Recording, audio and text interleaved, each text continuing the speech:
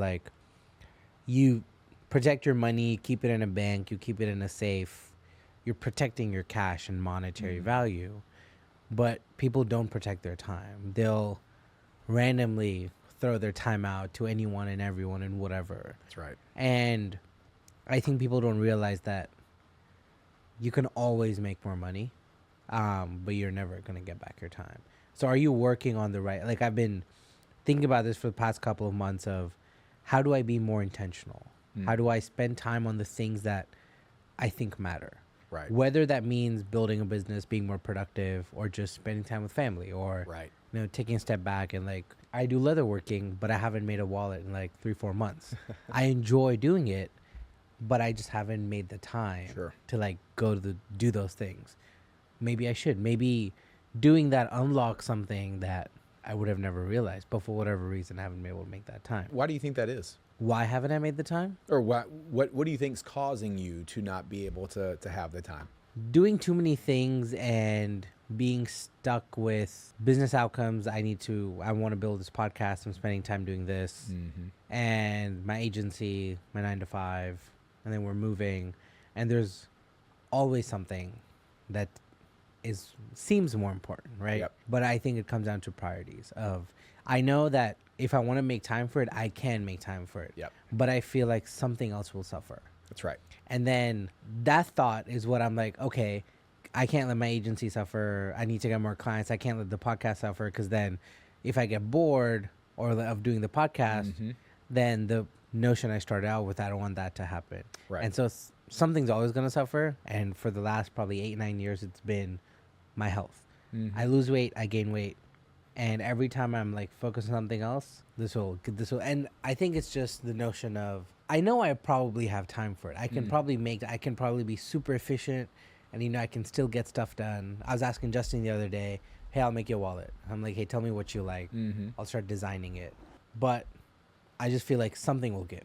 That's right. And so either I have to be okay with that, but then I have to understand, okay, does making a wallet make me happy enough that whatever gets pushed off the list, I'm okay with pushing off the list? I don't know, but I mean, it's when I hear that, well, I don't have enough time, or just don't have the bandwidth.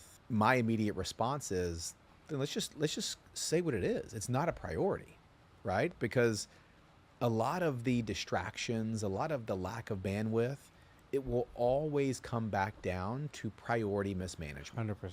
And I could go on and on about this, but I'll just use have you heard the Warren Buffett story that with this pilot? No.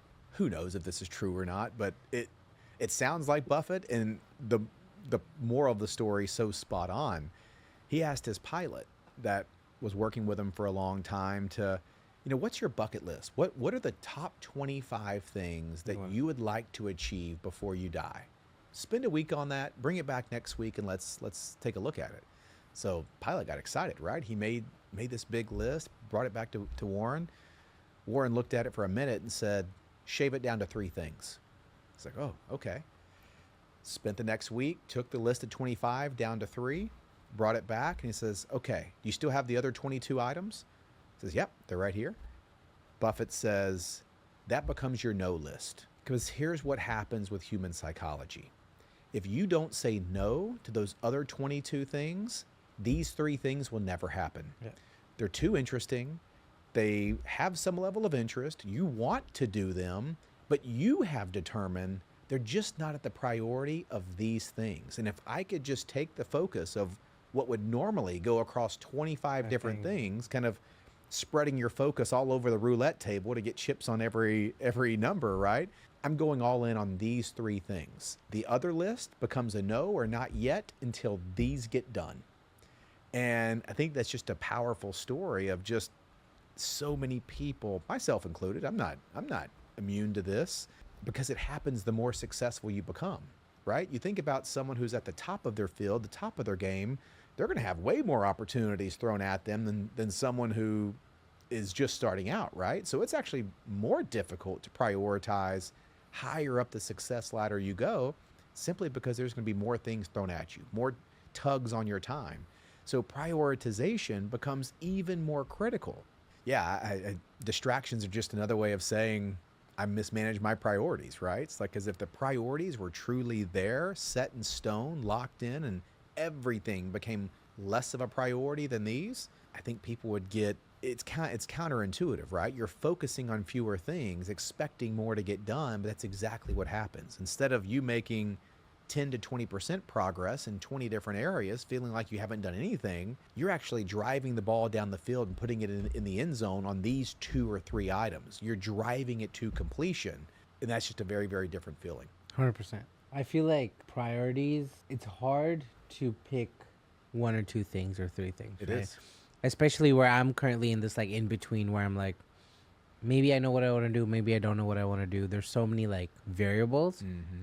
The only thing I can stick to is, okay, I have the podcast, focus on my weight this year, and grow the agency out where it's just making 20-30%, right? Right.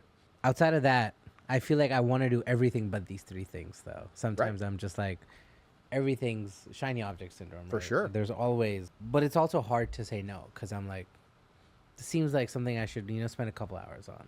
But that's a couple hours I'm not spending doing anything related to these things. And that's in back to Buffett again, back to Steve Jobs. The best of the best always say the same thing. When you ask about what's led to their success, they all say in some type of derivative roundabout way is they had to get very good at saying no, right? And so a good stress test on your ability to prioritize comes down to how frequently you're saying no. Because if you're saying no a lot to protect these golden eggs that are the 2 or 3 things that you've determined as your priorities, that's always going to be a way of knowing that I'm executing strong prioritization. The more yes things you say that are outside of making direct impact and progress on those 3 things, there should almost be a warning siren kind of going off in your mind of saying, ooh, I'm writing some bandwidth checks that I may not be able to cash, right? And if I say yes to this, look back at the golden eggs, and all of a sudden, the progress that I felt so strongly about before saying yes to this is now at risk. And I think just developing those mental models for you to kind of have, and for all of us, quite frankly, is to have those warning sirens go off when we say yes to something that's outside of our prioritization scope. And this isn't to be sugarcoated. There is nobody going to say this is easy work, but it's the hard work. It's the discipline. It's the focus that separates the good from the great. And it's hard. It's hard as hell. Do you have recommendations on prioritization techniques? Or, I mean, I feel like there's a lot of frameworks. Like I do a bunch